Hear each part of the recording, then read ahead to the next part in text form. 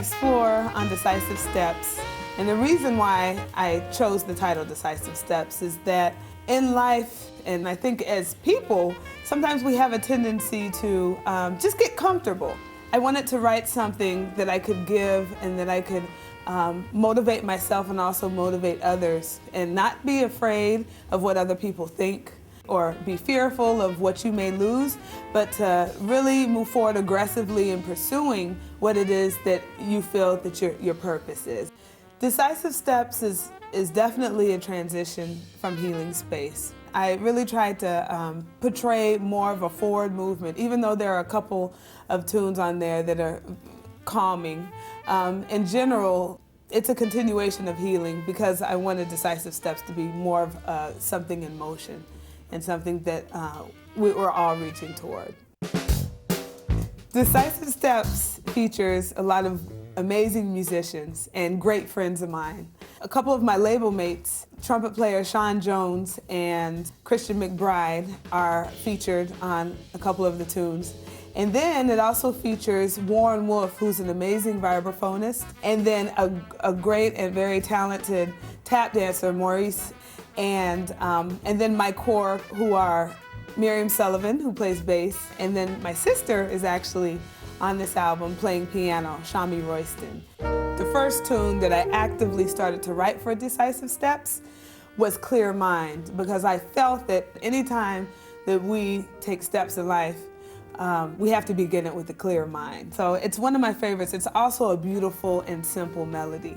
And I think that's a lot of times we have a tendency to lose melody just in all of the education that we have as jazz musicians. And so I just wanted to go back to the basics of a beautiful melody and then everything else functioning around it. The two standards on Decisive Steps are My Shining Hour and a beautiful rendition of I Can't Get Started, and that features Christian McBride and Warren Wolf on vibes. My arrangement of I Can't Get Started is timeless. It's one of those kinds of songs in the arrangement, you can hear it breathe. So it's very calming, very soothing, and it allows the album to breathe. Windsor is actually written by my sister, Shamie, and it's actually one of my favorite songs on the album. And I think it's monumental for her because she hasn't written in a while, and my sister has always been somebody that I've looked up to. So this is actually one of the first songs that she's written and that she's felt really, really positive about and moved by it. So I think that emotion really shows through that particular song.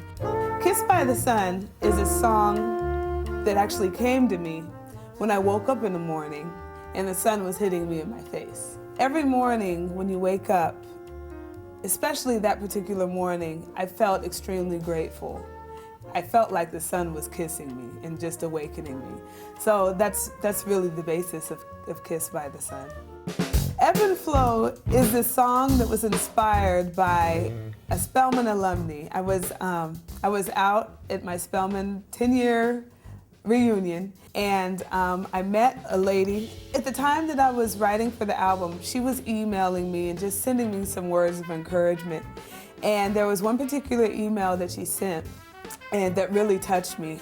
In one line it said, make sure that when you write and when you record that you're in the ebb and flow of everything and you allow everything to flow through you.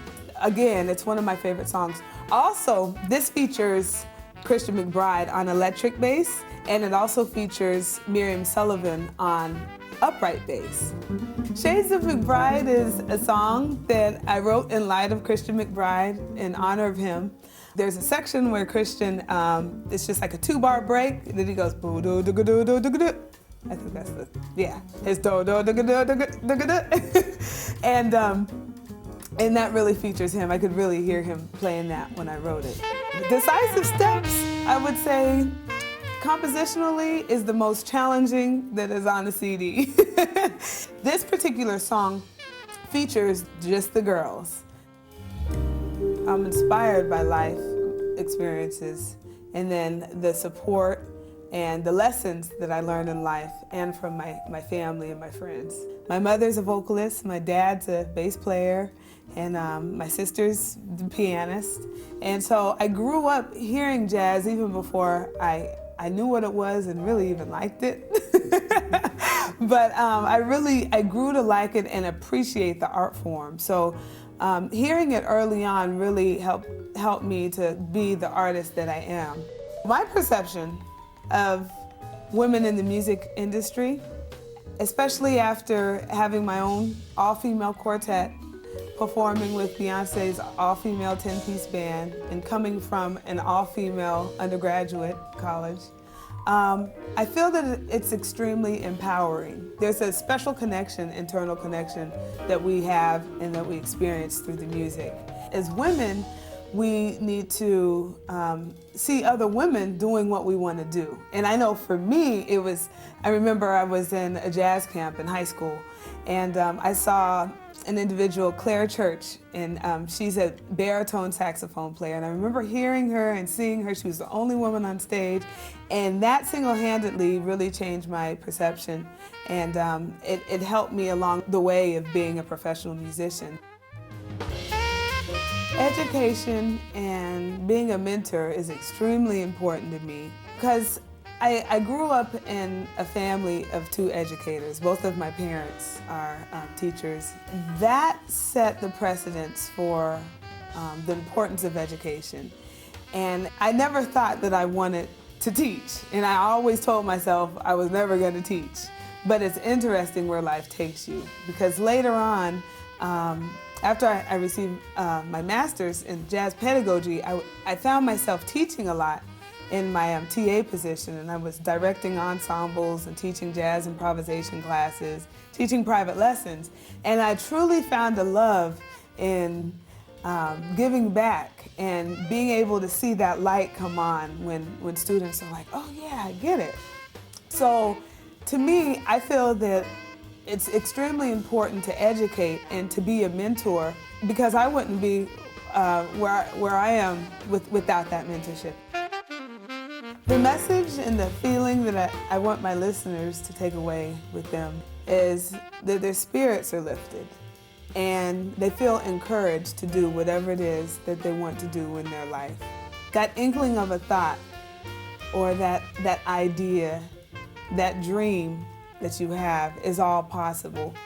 And after hearing my music, I want them to be able to say, yes, I can do it and I'm going to do it. It's not about how many notes you can play. It's not about how much you know knowledge-wise.